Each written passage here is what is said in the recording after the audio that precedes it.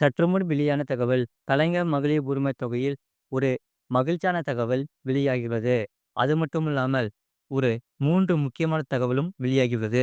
அதை பார்க்கறதுக்கு முன்னாடி நீங்க நம்ம சேனலை சப்ஸ்கிரைப் பண்ணாம இருந்தீங்கன்னா, மறக்காம லைக் பண்ணிக்கோங்க, சப்ஸ்கிரைப் பண்ணிக்கோங்க.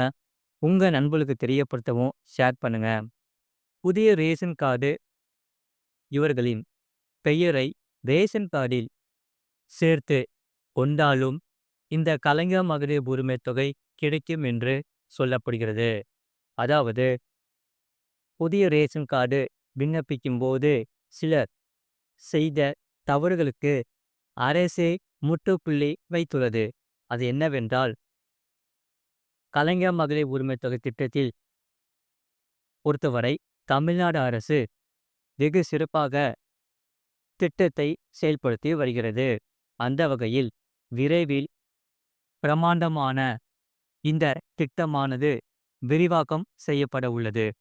இதுவரை இந்த திட்டத்தில் பயன்பெறாத தகுதியான குடும்ப தலைவிகள் உள்ளிட்டோர் இந்த திட்டத்தில் சேர்க்கப்பட உள்ளனர்.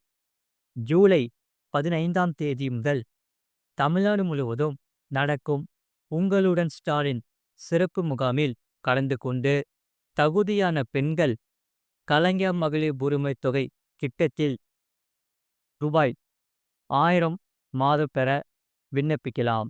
இதற்காக ரேஷன் கார்டு, ஆதார் கார்டு, புகைப்படம், வங்கி பாஸ்புக், மொபைல் எண் உள்ளிட்டவை கட்டாயம்.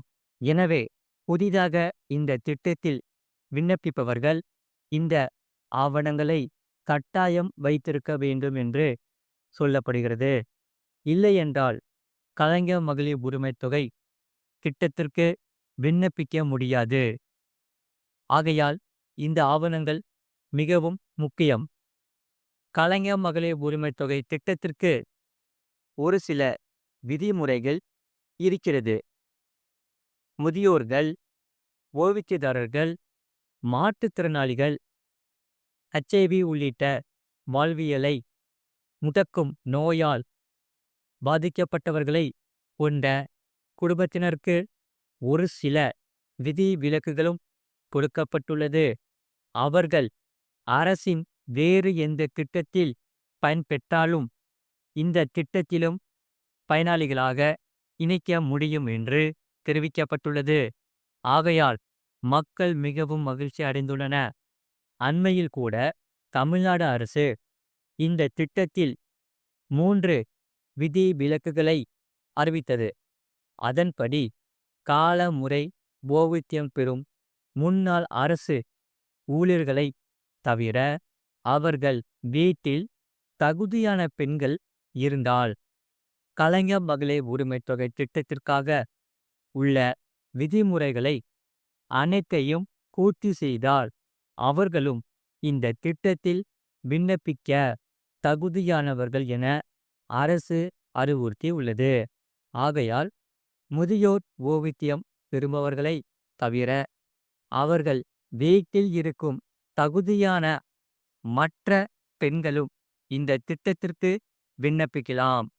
இதனால் இது தொடர்பாக பொதுமக்கள் மத்தியில் தவறான கருத்து ஒன்று நிலவி வந்தது. அது என்னவென்றால், ஓய்வூதியம் பெறுவோரின் பெயர் ரேஷன் கார்டில் இருந்தால் கலைஞர் மகளிர் உரிமைத் தொகை திட்டம் கிடைக்காது என பலர் நினைத்து கொண்டிருந்தனர்.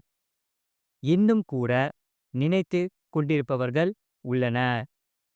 ஆகையால் புதிதாக ரேஷன் கார்டு விண்ணப்பிப்பவர்கள் அத்தகைய ஓய்வூதியம் பெறும் முதியோர்களின் பெயரை தங்கள் ரேஷன் கார்டில் இணைக்க வேண்டிய சூழலில் இருக்கும் பட்சத்தில் அதனை தவிர்த்தனர். ஆனால் இதற்கு தமிழ்நாடு அரசு முற்றுப்புள்ளி வைத்துள்ளது. முதியோர் ஓய்வூதியத் தொகை பெற்றாலும் அந்த பயனாளியை தவிர தகுதியாக இருக்கும் மற்ற குடும்ப தலைவிகள் கலைஞர் மகளிர் உரிமைத் தொகை திட்டத்திற்கு விண்ணப்பிக்கலாம் என அறிவுறுத்திவிட்டது. எனவே புதிய ரேஷன் கார்டு விண்ணப்பிப்பவர்கள் ஏற்கனவே முதியோர் பெயர்களை சேர்க்கலாம். ரேஷன் கார்டு பெற்றவர்கள் அவர்களின் பெயரை ரேஷன் கார்டில் சேர்த்து கொள்ளலாம். இதனால் எந்த பிரச்சனையும் இல்லை என்று சொல்லப்படுகிறது. ஆகையால் முதியோர் ஓய்வூதியம் பெறப்படுவதற்காக தகுதி இருந்தும் இவ்வளவு நாள் கலைஞர் மகளிர் உரிமை தொகை திட்டத்திற்கு விண்ணப்பிக்காமல் இருந்தால் வருகிற ஜூலை 15ஆம் தேதி முதல் நடக்கும் தமிழ்நாடு அரசின் சிறப்பு முகாமில் கலந்து கொண்டு இந்த திட்டத்திற்கு விண்ணப்பிக்கவும். உங்களுடைய பெயர் இந்த திட்டத்தில் சேர்த்து கொள்ளப்படும் என்று சொல்லப்படுகிறது.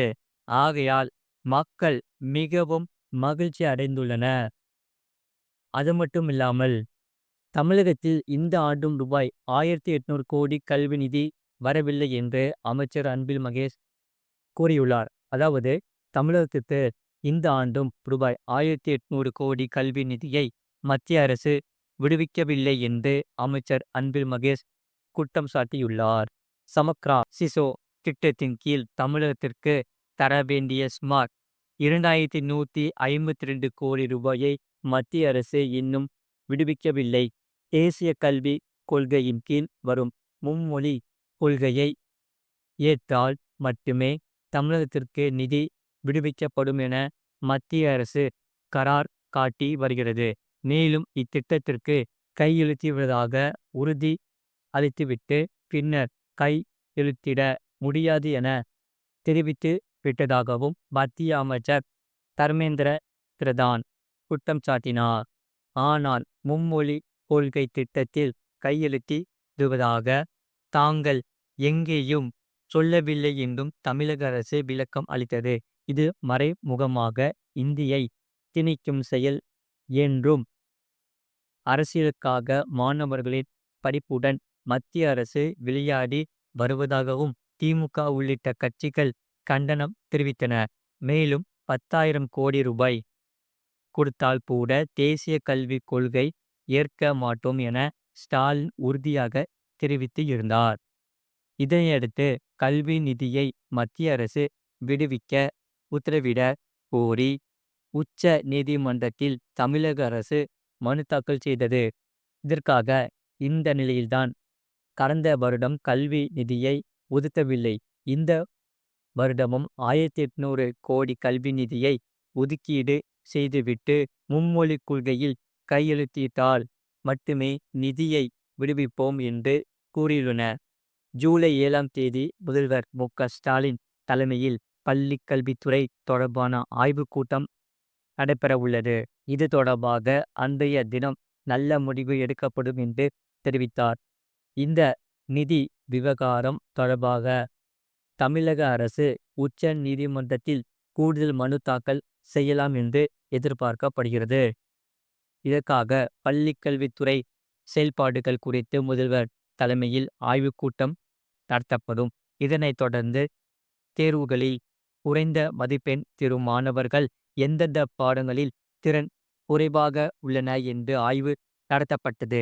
மேலும் இந்த அம்சங்களை விவாதிக்க மாவட்டங்கள் தோறும் ஆய்வுக் கூட்டங்கள் நடத்தப்படுகிறது. இதுபோன்ற செய்திகளை உடனுக்குடன் அறிந்து கொள்ள மறக்காம சேனலை சப்ஸ்கிரைப் செய்யுங்கள். மற்றவர்களுக்கு தெரியப்படுத்த ஷேர் செய்யுங்கள்.